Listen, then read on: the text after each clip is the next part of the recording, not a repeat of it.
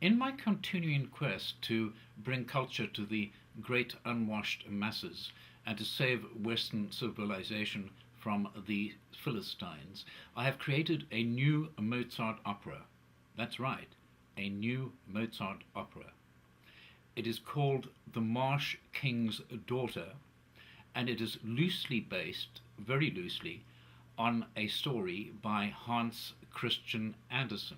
When I say loosely, I mean I just took the very bare bones of the story, which I found had a lot of gaps and unexplained things going on in it, and I embroidered on it considerably. I mean, my imagination just ran riot, and I had a very exciting time while it was all happening. And then I took the story and I put it to the music of our old friend Wolfgang Amadeus Mozart. This has been a real labor of love. As many regular viewers of the channel will know, I'm a great fan of Mozart, who I regard as the greatest composer who ever lived. But while I love a lot of Mozart's operatic music, I've never been a great fan of his operas in general, just as I've never been a great fan of other people's operas in general, even though a lot of the music from the operas ranks amongst my favorites. Half the reason that I don't like operas in general is the fact that they are usually based on very obscure stories that have no relevance to my life and are sung in a language that I don't understand. Take Mozart's most popular opera, The Magic Flute, for example. It's based on an obscure story rooted in 18th century German Masonic mythology. I don't know about you, but personally I find it very difficult to relate to stories based on 18th century German Masonic mythology, particularly when it is in a language that I don't understand.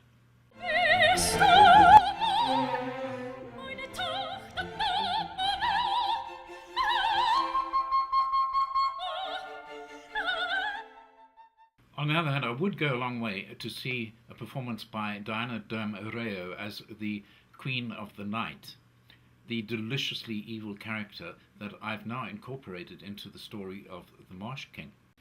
The other half of the reason is that operas tend to have one or two catchy numbers, while the rest of the music is not all that inspiring in my view. I particularly hate the kind of recitative that you get with operas, where people sing dialogue to each other in a very mannered and, to me, very tedious way.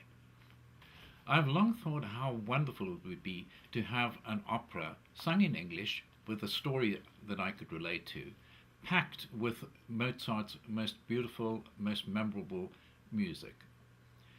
I wanted it to be based on a fairy tale, but I didn't want to take any of the more sort of overworked ones like Snow White and Cinderella and some of the others that have been done to death.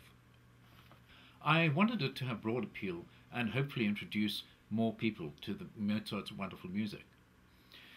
Eventually I settled on the story of the Marsh King's Daughter. On first reading, Hans Christian Andersen's story did not really inspire me. The story didn't really hang together all that very well, and there were great gaps in the narrative which left a lot of things unexplained. But then I found that my imagination began to fill in the gaps and expand on the story in ways that I found very exciting. And I've spent the last few months in an absolute frenzy of creative activity, just working on the project night and day, round the clock. And the strange thing was that it all came almost effortlessly, as if I had Hans Christian Andersen and Mozart looking over my shoulder and dictating everything.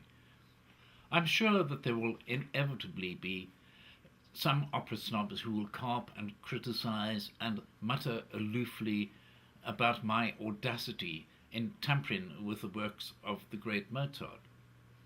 But I have this feeling, and it might be conceit, but I just feel that Mozart himself would not have objected to what I've done with his music. Now, I must confess, I did take some liberties with his music, but hopefully in a good way.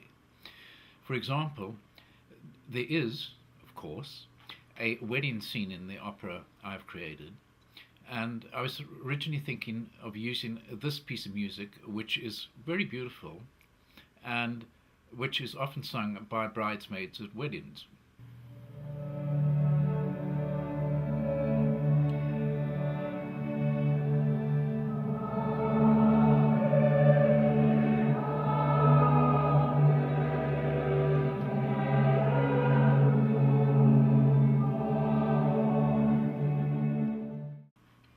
Now, as beautiful as that music is, it just didn't feel right within the context of the story. So I ransacked his repertoire, as indeed I did for all the other songs, and till I finally settled on the middle section of his flute and harp concerto, which I then reshaped, shortened it considerably, and this is the result that I came up with. Here it is, you just hear the melody line with artificial voices because I haven't had time to record it with live voices just yet.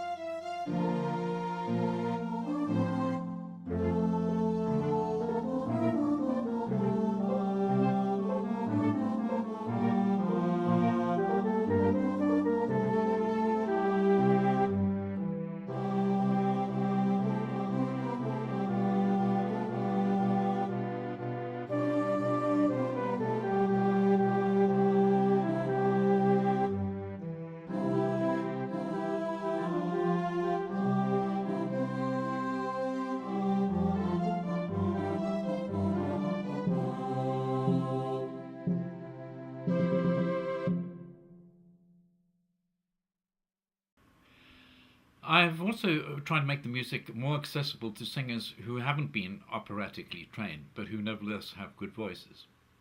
So I'm hoping that it will have huge appeal and make me very rich.